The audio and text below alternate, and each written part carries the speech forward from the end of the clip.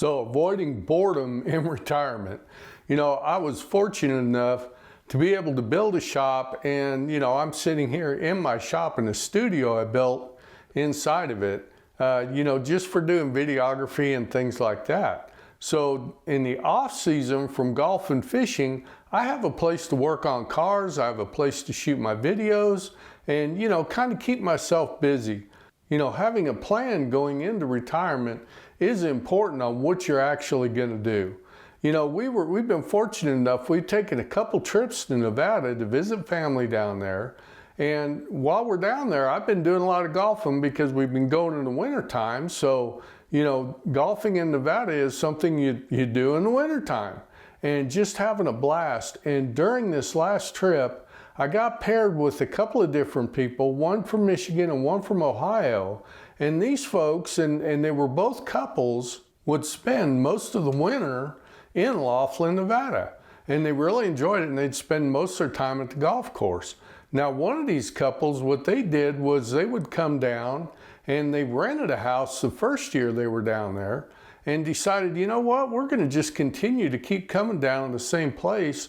So what they did was they bought a home when, back, I guess, during COVID, when the housing pricing in Nevada really tanked, and they were able to pick up a home, and now they have really good equity in that home. And, they're doing really well, and they come back every year, and they spend about, I think it was about 6 months a year actually in Nevada. Now, the other couple, what they're doing is there are several, motorhome and travel trailer parks. And one of them that I actually golfed at, they have a little par 3 golf course actually inside the travel trailer park. And it's really cool. So these folks, that's what they did, was they pulled their travel trailer back and forth.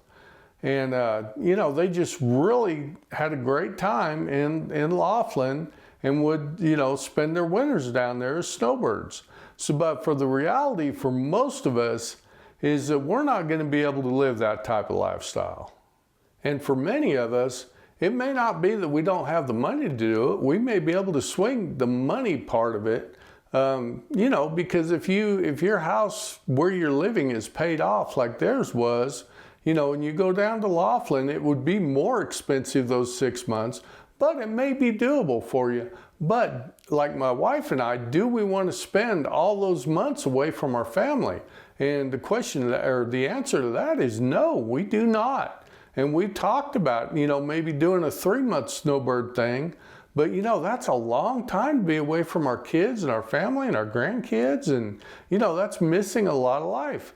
Even though the winters here in northern Texas or up in the Panhandle here are pretty rough, I think we decided we'd just soon stay here and, be with our family. So during those months, what are some of the things we can do to keep ourselves from getting bored? So one of the things we can do is join a club or get a membership so that we'll be around like-minded people who are really gonna, are into the things that we're into. Maybe a book club. Maybe like I did, I got a golf membership, and there's a bunch of us old farts out there that we go out and, we golf even during the winter. We'll normally find maybe one day a week where it's not too bad and we can bundle up and go golf. And there's probably, I'd say there's a good 20 of us hardcore golfers that go out year round. You can play pickleball. That's an inside thing. You can join different clubs like that, or different memberships, might I say. And the other thing you can do is you can volunteer.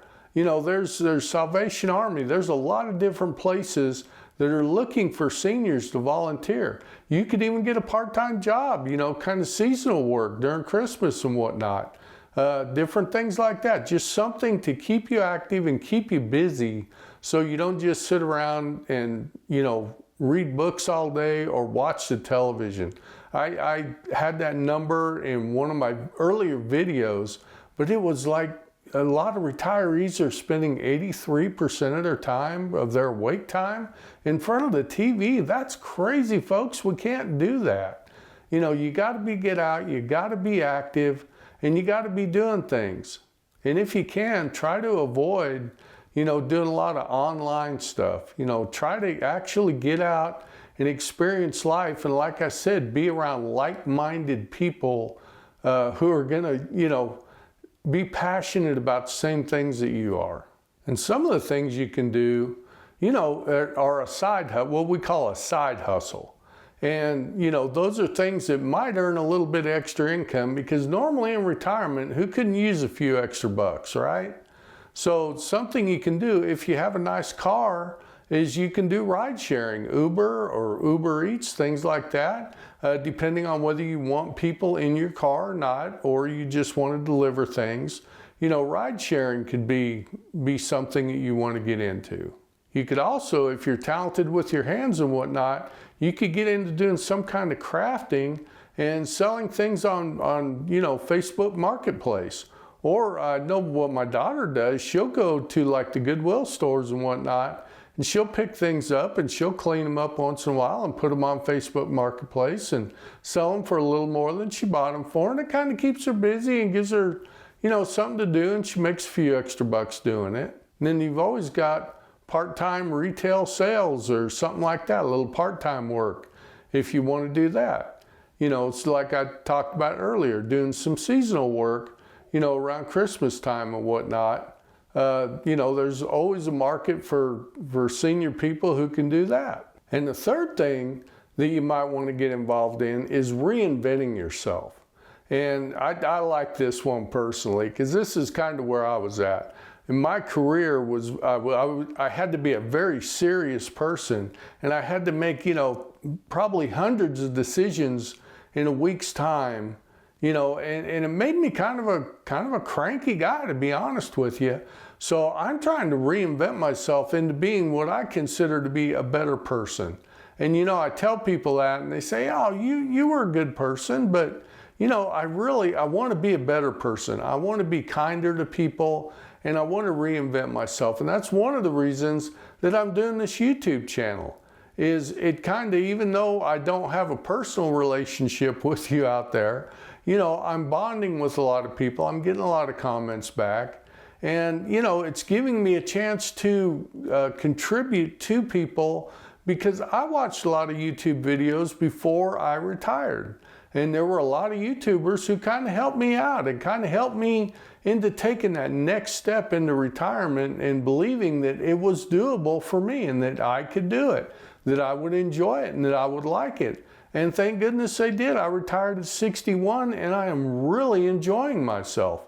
I am so glad that I did this. Some of the other things that you might want to do, you might want to write the next great American novel. And hey, if nobody reads it but you, that's okay. It's something that you did. It's something that you've had inside of you that you wanted to do for years.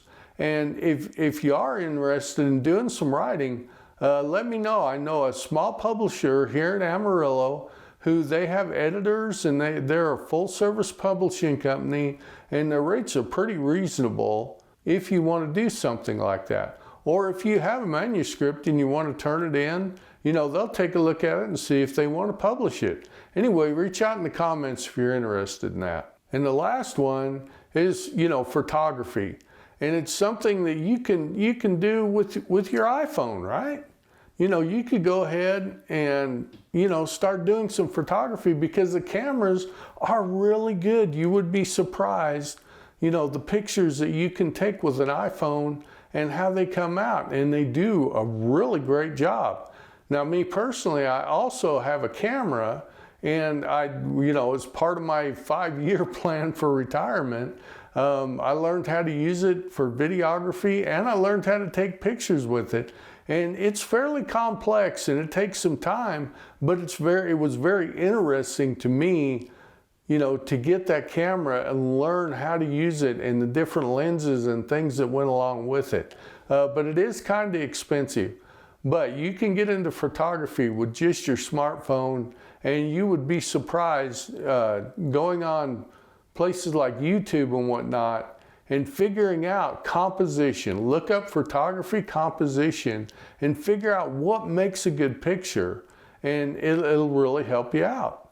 And there are all kinds of different ways that you can take those pictures. You can build filters, You know, you can color grade them, and it's a lot of fun to get into. So anyway, I hope this video's helped you out, and if it has, reach down, hit that like button, and watch this video next.